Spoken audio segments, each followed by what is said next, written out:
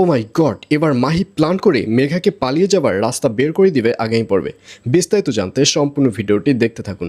আসসালামু আলাইকুম প্রিয় দর্শক, সবার কি অবস্থা? হাজির হয়ে গেলাম দীপ্ত টিভির নিবেদিত পরম্পরা নাটকের ৭৪তম পর্বে কী সব ঘটতে চলছে তার অগ্রিম খবর নিয়ে। অলরাইট, এই পর্বটি আরও বেশি ইন্টারেস্টিং হতে চলছে, কারণ এবার মাহিকে দেখা যাবে সে মেঘাকে পালানোর রাস্তা বের করে দিবে।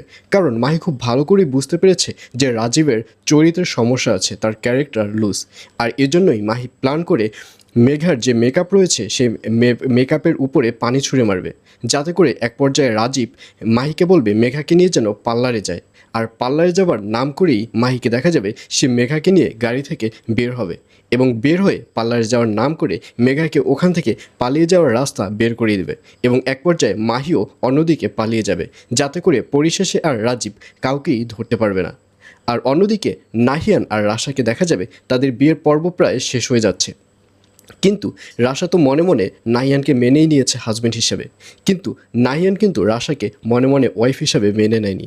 নাহিয়ান কিন্তু জাস্ট বন্ধু হিসেবেই রাশাকে বিয়ে করতে যাচ্ছে, কারণ নাহিয়ানের মনে তো রাশা নয়, নাহিয়ানের মনে তো মেঘা বাস করছে। আর এজন্যই নাহিয়ানের প্ল্যান থাকবে যে বিয়ে যখন শেষ পর্যায়ে চলে যাবে তখনই নাহিয়ান ওখান থেকে পালিয়ে, আর যেহেতু বাইরে যাবার টিকিট কাটাই আছে, এই সুযোগে পালিয়ে মেঘাকে নিয়ে বাইরে চলে যাবে।